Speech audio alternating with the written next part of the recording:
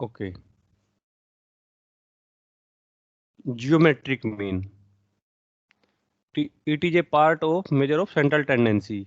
ये भी आपकी सेंट्रल टेंडेंसी को ही मेजर करता है, जियोमेट्रिक मीन।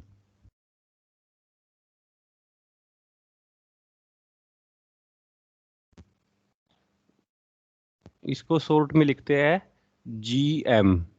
जी means geometric, M means mean. तो जियोमेट्रिक मीन क्या है? ये भी हमारा एक मैथमेटिकल एवरेज है, किसी डाटा का मैथमेटिकल एवरेज कैलकुलेट करने का एक तरीका है, मैथमेटिकल एवरेज। किसी भी डाटा के मैथमेटिकल एवरेज को एक्सप्लेन करता है। जैसे मीन, मोड, मीडियन, वो भी क्या है? आपके किसी डाटा के एवरेज को एक्सप्लेन करते हैं, एवरेज को, मैथमेटिकल एवरेज को बताते हैं।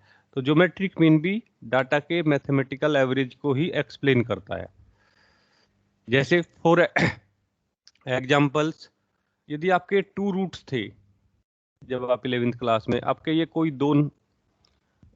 दो नंबर है, कोई आपकी 2 ऑब्जर्वेशंस है, ए और बी, तो उसका ज्योमेट्रिक मीन कैसे लिखते थे? ज्योमेट्रिक मीन, केस फर्स्ट, आपकी कोई 2 ऑब्जर्वेशंस है, उनका आपको ज्योमेट्रिक मीन कैलकुलेट करना है, तो कैसे कैलकुलेट करते थे? जो ज्योमेट्रिक मीन, दोनों की प्रोडक्ट का square root, root of a into b. For example, ये कोई 2 स्टूडेंट्स है और उनके मार्क्स, हमारे एक स्टूडेंट के मार्क्स ये x I means observation values, एक स्टूडेंट्स के 4 मार्क्स है, एक के 9। इनका ज्योमेट्रिक मीन कैलकुलेट करना है, तो ज्योमेट्रिक मीन क्या होगा? Average, mathematical average. इसको कैलकुलेट करने का तरीका, आपके 2 ऑब्जर्वेशन वैल्यूज है तो दोनों की प्रोडक्ट का स्क्वायर रूट, यानी कि 36। इसको हम इस तरीके से भी लिख सकते हैं, a b whole power 1/2, square root को होल पावर 1/2, तो 36 और 36 की पावर 1/2, और ये क्या आ जाएगा? 6।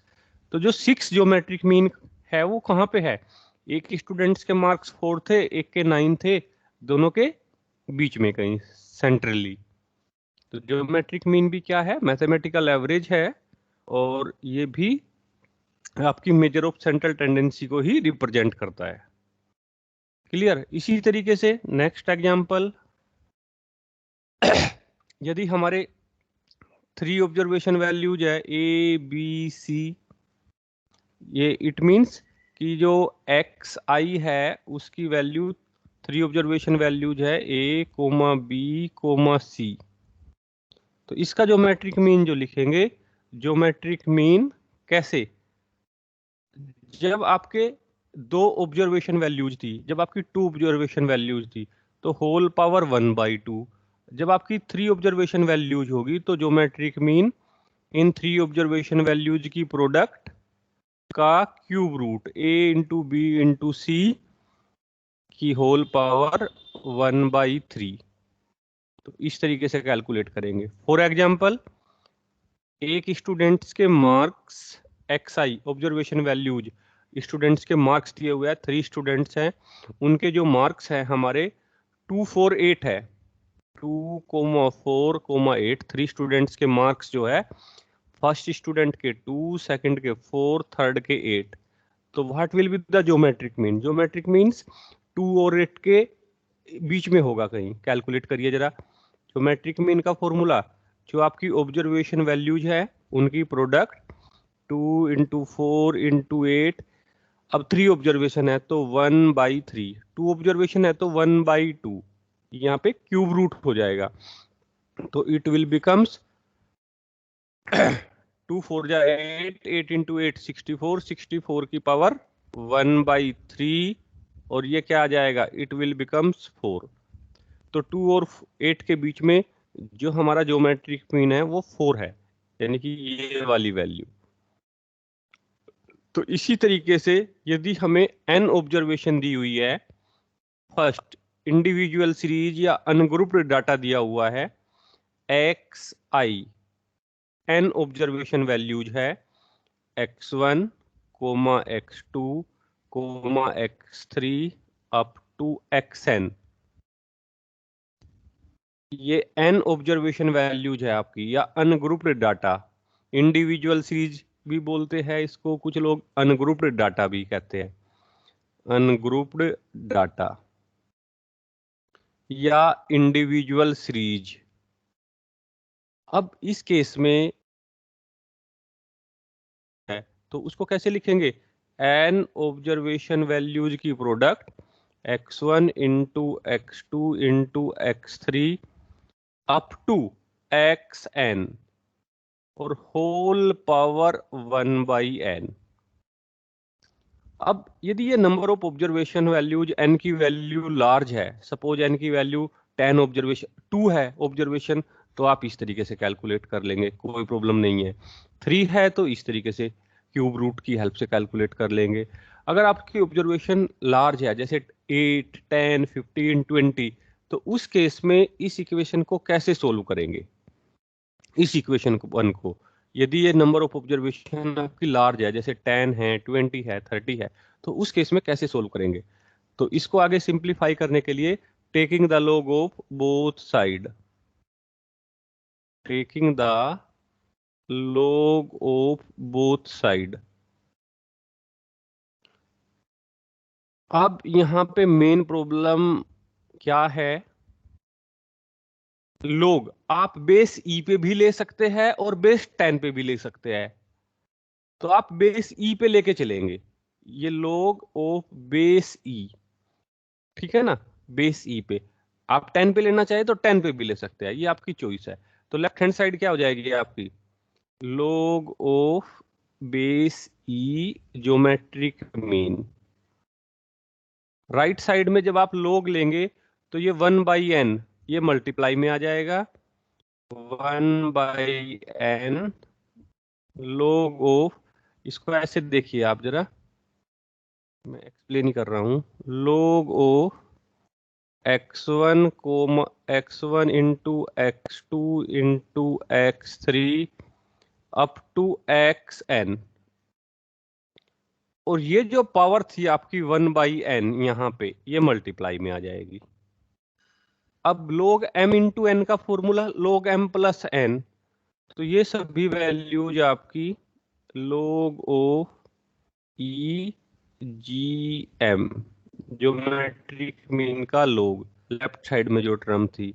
राइट साइड हो जाएगी आपकी 1/n log of x1 plus log of x2 plus log of x3 and so on plus log of xn।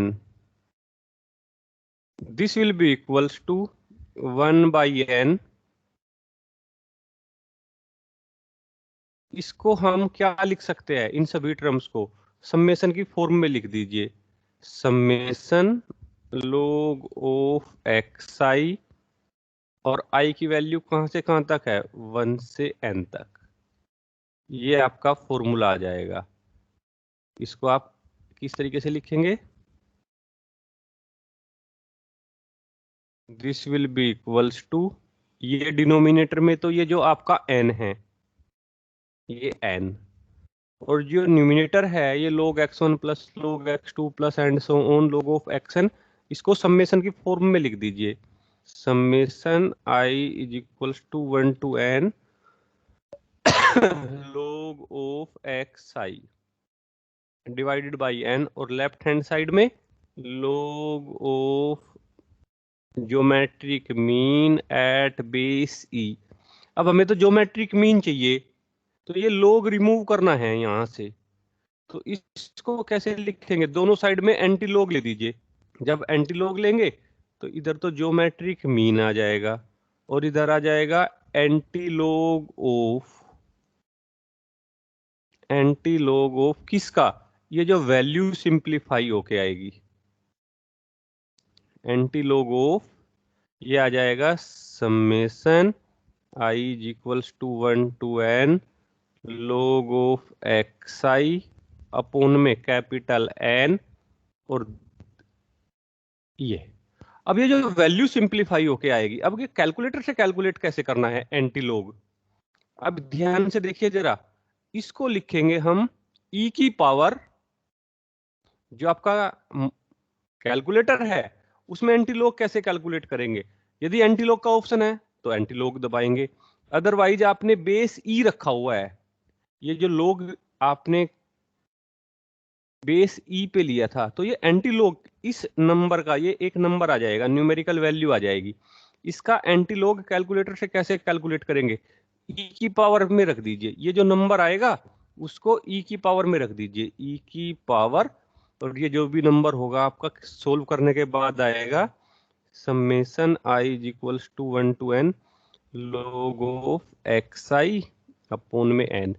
ये जो भी न्यूमेरिकल वैल्यू होगी उसको ई की पावर में रख दीजिए, तो ये सिंप्लीफाई होके आंसर आ जाएगा।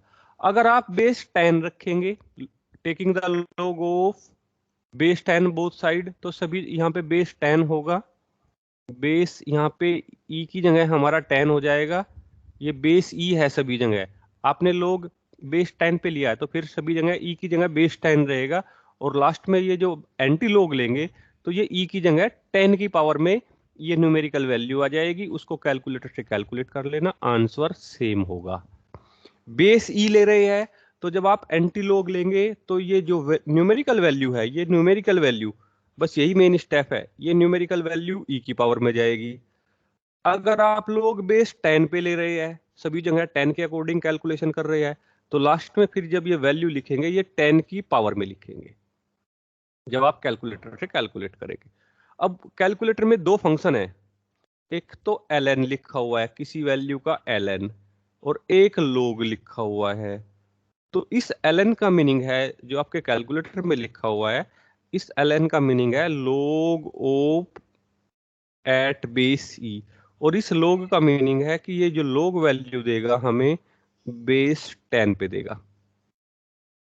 एंटी log चाहिए तो जिस नंबर का एंटी log चाहिए, तो ये देख लीजिए कि आपने log किस पे लिया था, बेस ई पे, तो वो ई की पावर में लिखिएगा। log आपने बेस 10 पे लिया था तो एंटी log 10 की पावर में लिखना है। हाँ जी, ये क्लियर है या नहीं? यदि ये क्लियर है तो ऑलमोस्ट हमारा जो मैट्रिक मीन कंप्लीट हो गया। हाँ जी सरताज। यस सर, क्लियर है।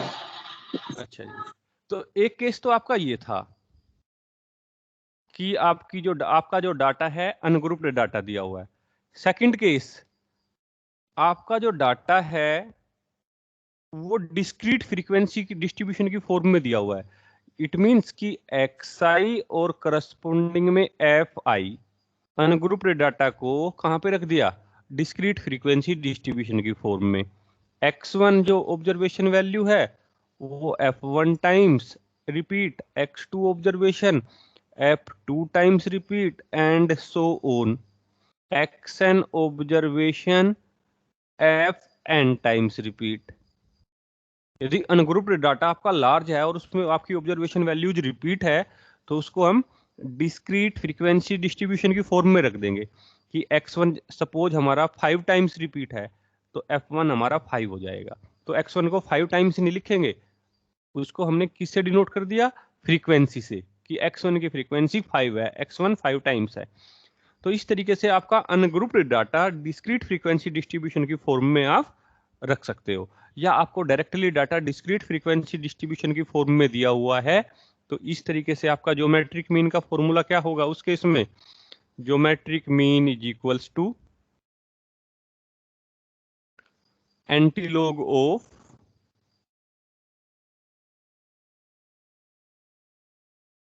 बेस ई रखेंगे सभी जगह, एक ही बेस को लेके चलेंगे, ये summation i is equals to 1 to n f i x i upon cap small n. इस एन का मीनिंग यहाँ पे तो एन हमारी नंबर ऑफ ऑब्जर्वेशन थी, ये एन क्या थी, नंबर ऑफ ऑब्जर्वेशन। यहाँ पे एन क्या है, फ्रीक्वेंसी का sum of f i, i is equals to 1 to n। ये आपको ध्यान रखना है, कुछ बुक्स में इसको कैपिटल एन से भी लिया हुआ है, तो ये आपकी चॉइस है, कैपिटल एन रखिए या स्मॉल एन। लेकिन जब आपका ये डाटा डिस्क्रीट फ्रीक्वेंसी डिस्ट्रीब्यूशन की फॉर्म में दिया हुआ है तो एन मीन्स फ्रीक्वेंसी का सम, क्योंकि टोटल नंबर ऑफ ऑब्जर्वेशन आप x1 को f1 टाइम्स, x2 को f2 times and so on, xn को fn टाइम्स लिखेंगे तो टोटल ऑब्जर्वेशन क्या होगी, सभी नंबर ऑफ ऑब्जर्वेशन को काउंट कर लेंगे। तो it means n is equals to summation of fi। आप इसको कैपिटल एन से लिखना चाहे तो कैपिटल एन से, स्मॉल एन से लिखना चाहे तो स्मॉल एन से। कैपिटल एन ही ले लीजिए आप, ये कैपिटल एन, कैपिटल एन। ये आपको अंडरस्टूड होना चाहिए कि ये फ्रीक्वेंसी का सम है। नेक्स्ट, जब आपका डाटा कंटिन्यूअस फ्रीक्वेंसी डिस्ट्रीब्यूशन की फॉर्म में दिया हुआ है, क्लास इंटरवल और फ्रीक्वेंसी की फॉर्म में है, ये x0 से x1, x1 से x2 एंड सो ऑन, ये xn-1 से xn, और ये frequency f1, f2, f3 up to fn। तो आपको क्या करना है, इस क्लास इंटरवल का मिड पॉइंट निकाल लेंगे, इसका मिड पॉइंट xi, इसका मिड पॉइंट निकाल के, मिड पॉइंट क्लास इंटरवल के सभी जगह मिड पॉइंट और and so on mid point. अब ये कौन सा केस बन जाएगा, ये केस थर्ड जो है केस सेकंड बन जाएगा। क्लास इंटरवल का मिड पॉइंट निकाल करके वो आपका xi हो जाएगा और आपका केस डिस्क्रीट फ्रीक्वेंसी डिस्ट्रीब्यूशन का केस हो जाएगा। उसको फिर इस तरीके से इस फॉर्मूले से सोल्व कर दीजिए। ये आपका ज्योमेट्रिक मीन है जी। क्लियर? तो क्वेश्चन कोई भी हो, कैलकुलेटर ऑपरेट करना आपको आना चाहिए अच्छे से, क्वेश्चन इजीली कर लेंगे। हाँ जी, पहले किसी भी स्टूडेंट को यहाँ पे कोई डाउट्स है प्रोसीजर में तो मुझे एक्सप्लेन कर दीजिए, मैं उसको क्लियर कर दूंगा। इसके बाद तो क्वेश्चन है वो आपके कैलकुलेटर की हेल्प से इजीली सोल्व हो जाएंगे। एनीवन? आगे बढ़े? Okay. Question, find the geometric mean, find the value of geometric mean of the following series. इसको डिलीट कर दो जरा यहां से। Yes sir. चलिए जरा, अब मेरे पास कैलकुलेटर नहीं है, मेरा कैलकुलेटर कॉलेज के अंदर है, तो कैलकुलेशन आपको खुद करनी है। मैंने प्रोसीजर एक्सप्लेन कर दिया आपको। Find the geometric mean of the following data. Calculation मेरे साथ करेंगे, मुझे calculate the geometric mean of the following data. आपको जो ऑब्जर्वेशन वैल्यूज दी हुई है xi, कैलकुलेटर अपने पास रखेंगे सभी लोग। 2574 first observation value, second observation value 475, third observation value 75, fourth observation value 5, next observation value 0.8, next observation value 0.08, 0.08 and next is 0.005 and next 0.0009। कितनी observation values है, 1 2 3 4 5 6 7 8। एन की वैल्यू जो है 8 ऑब्जर्वेशन वैल्यूज है, इनका ज्योमेट्रिक मीन। तो geometric mean का formula, geometric mean कैसे लिखेंगे, सेम प्रोसीजर, सभी ऑब्जर्वेशन वैल्यूज की प्रोडक्ट, तो इसको इसके लिए आप टेबल बना लीजिए।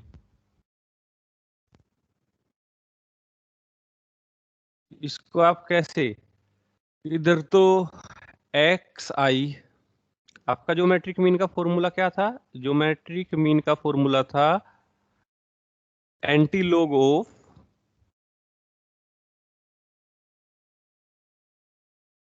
क्या, summation of i is equals to 1 to n x i upon number of observation, ये फॉर्मूला था। Summation log of x i है ये, summation i is equals to 1 to n। वो कंप्लीट प्रोसीजर आपको सोल्व नहीं करना है, log of x i upon में नंबर ऑफ ऑब्जर्वेशन n, ये फॉर्मूला हमने वहां पे इसको फाइंड आउट किया था। इन सभी ऑब्जर्वेशंस की मल्टीप्लीकेशन होल पावर 1/8, दोनों साइड का log लेंगे, फिर सिंप्लीफाई करेंगे तो ये फॉर्मूला आ जाएगा। तो इसको आप डायरेक्टली यूज करेंगे, एंटी लॉग ऑफ दिस। अब हमें log ऑफ एक्स आई का समेशन चाहिए, तो आपको क्या करना है, आप टेबल तैयार करेंगे। फर्स्ट कॉलम में एक्स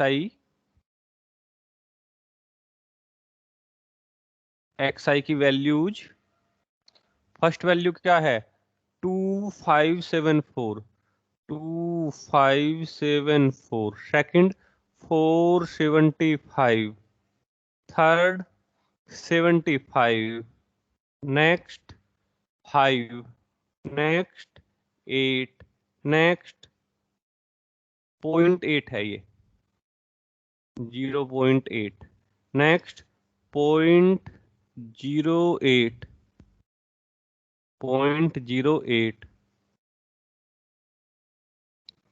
नेक्स्ट 0.005, नेक्स्ट 0.0009। अब हमें log एक्स आई, तो नेक्स्ट कॉलम जनरेट करेंगे log ऑफ एक्स आई। अब सभी क्वेश्चन में बेस एक ही लेके चलेंगे हम, बेस ई है, तो जब एंटी लॉग कैलकुलेट करेंगे लास्ट में ये वैल्यू ई की पावर के लिए कैलकुलेट कर देंगे, log एक्स आई बेस ई पे। अब आप कैलकुलेटर से कैलकुलेट करके बताइए, एल एन लिखा होगा आपके कैलकुलेटर में फंक्शन एल एन, इसका मीनिंग है log एट बेस ई। तो 2574 की log वैल्यू बताइए मुझे क्या आएगी? 7.85। 7.85। और बेस 10 पे कैलकुलेट करना जरा। एक मिनट सर। So 3.41, क्या 3.41, 3.41। तो आपकी बुक में जो बेस है, देखिए आप बेस ई लेके चलेंगे और जब लास्ट में कैलकुलेशन करने के बाद ये एंटी लॉग कैलकुलेट करेंगे तो वो ई की पावर के लिए करेंगे। और बेस 10 लेके चल रहे हैं, तो आपकी बुक में ये एग्जांपल है, बेस 10 लेके ही किया हुआ है, तो बेस 10 लेके ही कर लीजिए आप भी। लास्ट में आंसर सेम आएगा, एंटी लॉग फिर बेस 10 के लिए लेंगे तो 10 की पावर में ई रखेंगे, तो फिर सभी जगह ई के लास्ट में एंटीलॉग ई की पावर में जाएगा, एंटीलॉग की वैल्यू। बेस 10 लेके चलेंगे तो लास्ट में जब एंटीलॉग लेंगे तो ये वैल्यू, इसकी जो भी वैल्यू आएगी सिंप्लीफाई होने के बाद वो 10 की पावर में आ जाएगी। चलिए मेरे पास ये 10 की पावर में सोल्व है, बेस 10 पे सोल्व है, 10 पे करते हैं इसको। ई पे करना चाहे ई पे कर सकते हैं, ज्योमेट्रिक मीन यूनिक होगा। ऐसा नहीं है कि आप बेस 10 ले रहे हैं लोग तो आंसर अलग आएगा, बेस सी ले रहे हैं तो अलग आएगा, एंटीलॉग लेकिन लास्ट में उसी के अकॉर्डिंग रखना पड़ेगा। बेस 10 है तो एंटीलॉग बेस 10 पे ही होगा, बेस ई है तो एंटीलॉग बेस ई पे ही होगा, बस ये ध्यान रखना है। बेस 10 है तो लास्ट में जो वैल्यू आएगी सिंप्लीफाई होके इसका एंटीलॉग कैलकुलेट करेंगे, एंटीलॉग भी 10 बेस पे ही है तो ये 10 की पावर में आ जाएगा, ई है तो ये ई की पावर में आ जाएगा, केवल ये डिफरेंस है। बेस 10 पे कैलकुलेट में कुछ वेरीफाई करना चाह रहा हूं, तो बेस 10 पे वैल्यू, अब आपका फंक्शन जो होगा कैलकुलेटर में log ऑफ, ये होगा log मीन्स log हमारा बेस 10 पे, ऐसा ही होगा ना कैलकुलेटर के अंदर, ln और log दो टर्म लिखी होगी, ln yes means sir. log की वैल्यू बेस ई पे, log log की वैल्यू बेस 10 पे। इसका मीनिंग है log एट बेस ई, इस log का मीनिंग है log एट बेस 10। चलिए जरा, तो फर्स्ट वैल्यू क्या आई? देखिए कैलकुलेटर आपके पास है, जब आप कैलकुलेशन प्रोबेबिलिटी एंड स्टैटिस्टिक्स में कैलकुलेटर अलाउड है, इट मींस कि डेसिमल के 4 डिजिट तक आपका आंसर करेक्ट होना चाहिए। कैलकुलेटर का ये मीनिंग होता है, यदि कैलकुलेटर अलाउड है इट मींस डेसिमल के 4 डिजिट तक आपकी कैलकुलेशन करेक्ट होनी चाहिए। तो फर्स्ट वैल्यू आएगी 3.4106। नेक्स्ट वैल्यू बताइए जरा। 2.67। 2.6767। चलिए next, log 75 base 10। 1.8750। 1.8751। Next, log 5।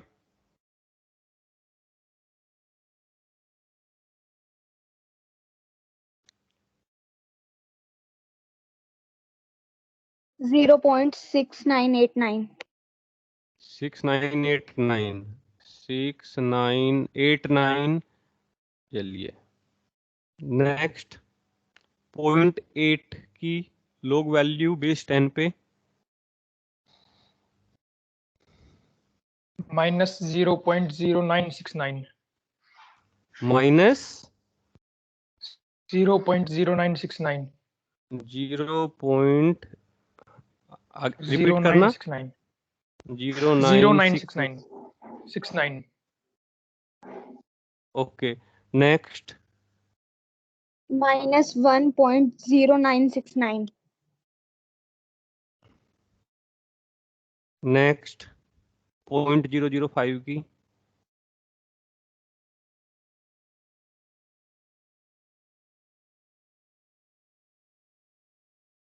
-2.301। -2.301। एक वन डिजिट और बताइए आगे। 0 है सर, 02। -2.30 आगे 10। 10, बस कोई नहीं। And last -3.0457। -3. 0457। इन सभी का समेशन ले दीजिए, summation of log of xi at base 10, minus की वैल्यू और ये प्लस की वैल्यू, और ओवरऑल वैल्यू पॉजिटिव आएगी या नेगेटिव, मुझे वो बताइए इसको सिंपलीफाई करने के बाद।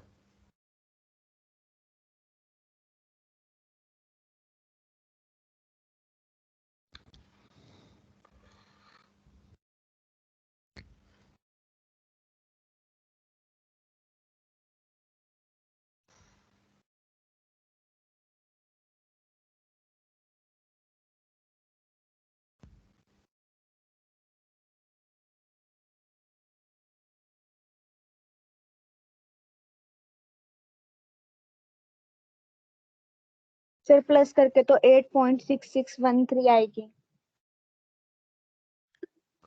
दोनों, बस मुझे तो ओवरऑल बता दें। आपको बेसिकली करना क्या होता है, जैसे 3.4106 है, इसको तो इसके साथ प्लस, 2 के साथ plus, 1 point something plus plus, जब माइनस की टर्म्स आ जाएंगे तो माइनस का साइन, तो ओवरऑल सभी 8 टर्म्स को सिंप्लीफाई करने के बाद कैलकुलेटर से इजीली कैलकुलेट हो जाती है कैलकुलेशन।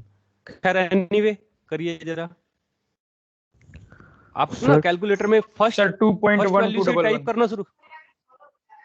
हाँ जी, 2 point positive negative. 1211। Positive sir. Sir 2.1208। 2 point 1208 1208 ठीक है ना, यही है ना सभी की? Yes sir. ओके। अब आगे चलिए। अब ज्योमेट्रिक मीन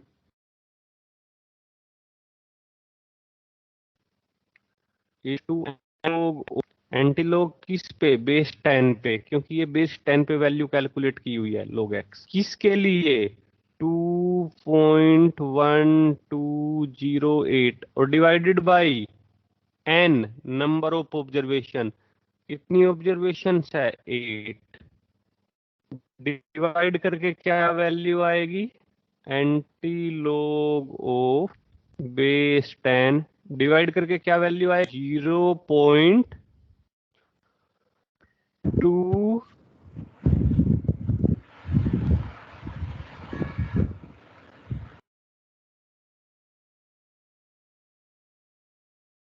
डिवाइड करके बताइए जरा। सर 0.265। 265। अब इसका एंटीलॉग चाहिए हमें, तो इस बेस 10 पे, तो इसको कैसे लिखेंगे? 10 की पावर 0.265। कैलकुलेट कर दीजिए, आंसर बता दीजिए मुझे।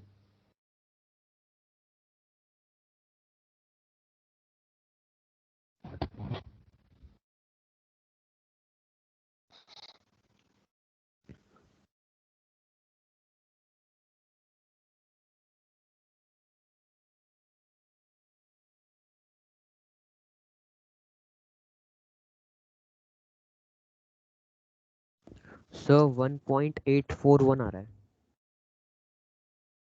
क्या आंसर है? 1.841। 10 की पावर में जब आपने इसको रखा, यस सर।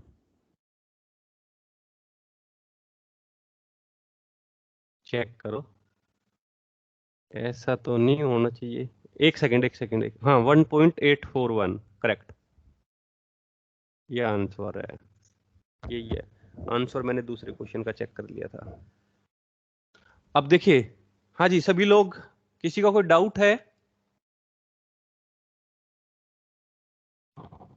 दीक्षा? No sir.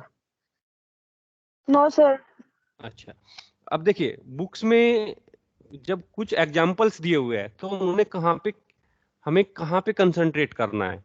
अगर ये लोग आप बेस 10 पे ले रहे हैं तो एंटी लोग भी बेस 10 पे होगा, और जब लास्ट में ये एंटी लोग लेंगे यहाँ पे, तो ये जो वैल्यू आएगी सिंपलीफाई होने के बाद उसको 10 की पावर में रख देंगे।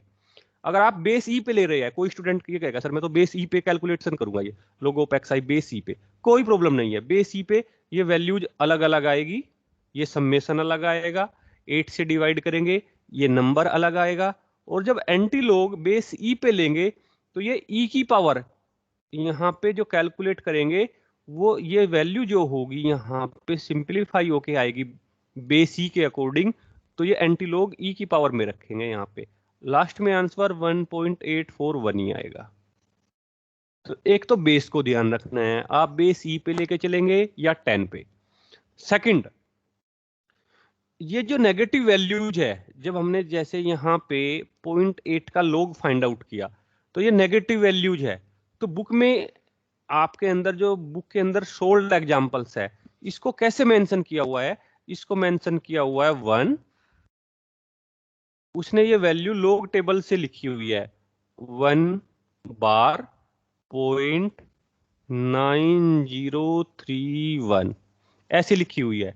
इसको जो मेंशन किया हुआ है 2 के ऊपर बार 0.9031, इसको जो मेंशन किया हुआ है 3 बार 0.6990, और इसको जो मेंशन किया हुआ है 4 बार और 0.9542, इसने जो ये वैल्यूज लिखी हुई है ये लॉग टेबल से लिखी हुई है। तो आप देखिए दोनों, इसका मीनिंग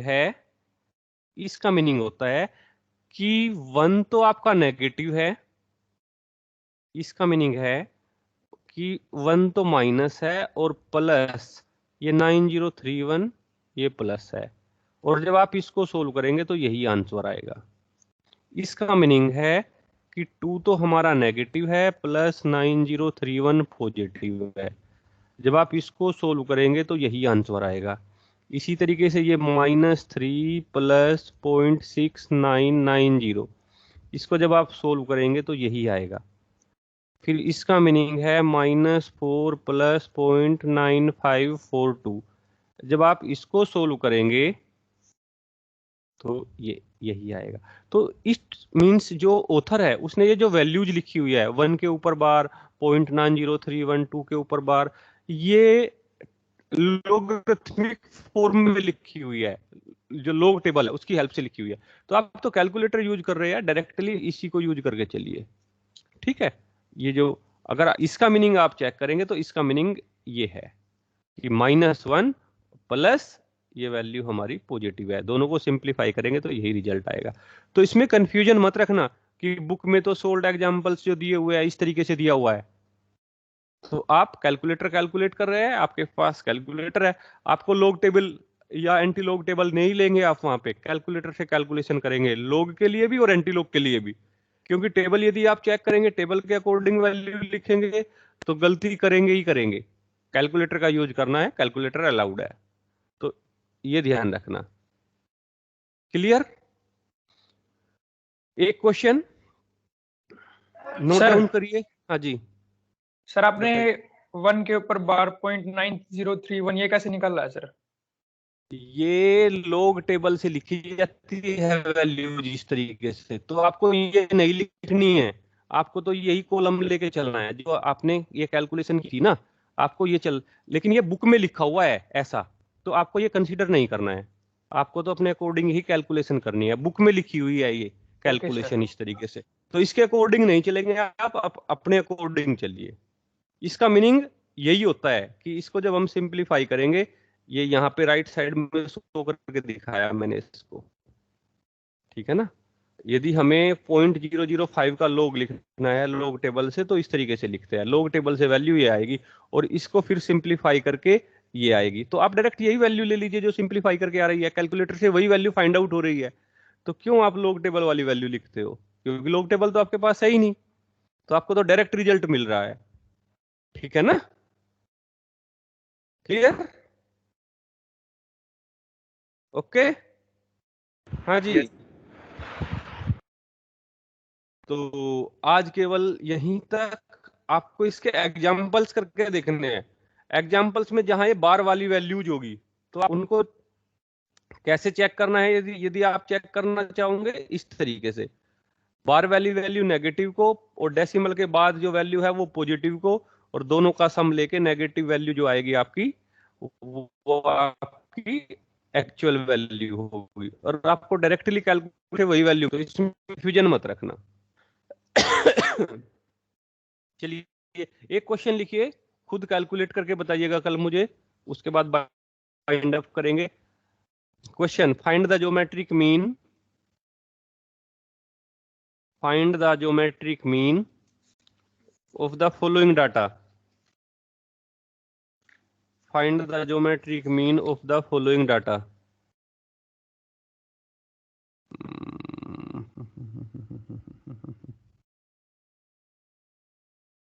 इसी को ले लीजिए, x की वैल्यूज दी हुई है, question find the geometric mean, इसको चेक करेंगे।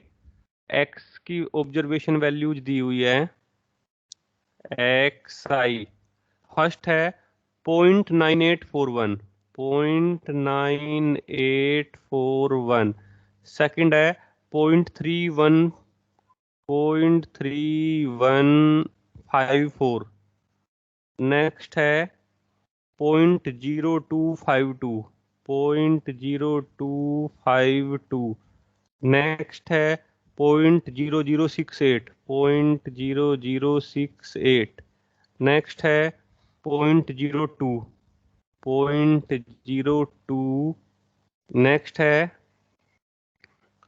0.0002, नेक्स्ट है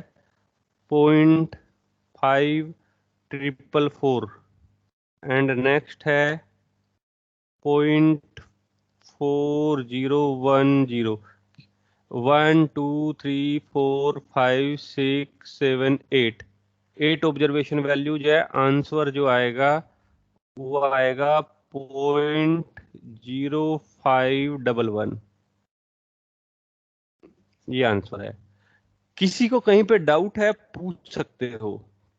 देखिए हेजिटेट नहीं करना है और कि नहीं सर ने करा दिया बाद में देख लेंगे, बाद में समझ में आ जाएगी चीजें, नहीं, जो भी है साथ के साथ डिस्कस करना है जहाँ पे भी प्रॉब्लम्स है। और एक, अब मोस्टली लोगों ने क्लास ज्वाइन की हुई है, ये सभी लोगों से रिक्वेस्ट है कि क्लास, देखिए आप लोगों को मुझे अलग से ना बोलना पड़े कि क्लास आप टाइमली ज्वाइन करें। कितने स्टूडेंट्स है? 32। तो इट मीन्स केवल 60% स्टूडेंट्स प्रेजेंट है। तो कोशिश करिएगा कि सभी लोग क्लास ज्वाइन करें और टाइमली ज्वाइन करें, अदरवाइज चीजें फिर इतना अच्छे से समझ में नहीं आएगी। क्लियर?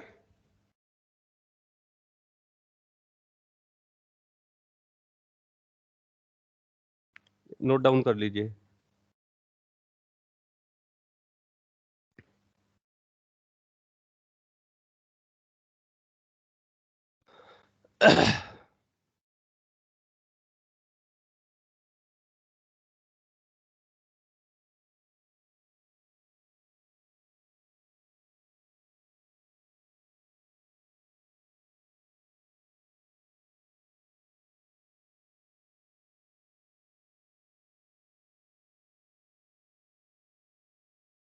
किसी को डाउट है तो पूछ सकते हो।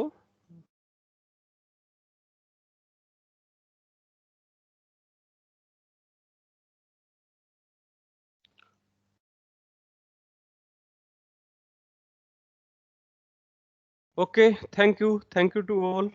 लीव कर सकते हैं। क्वेश्चन को नोट डाउन कर लीजिए, after that you can leave.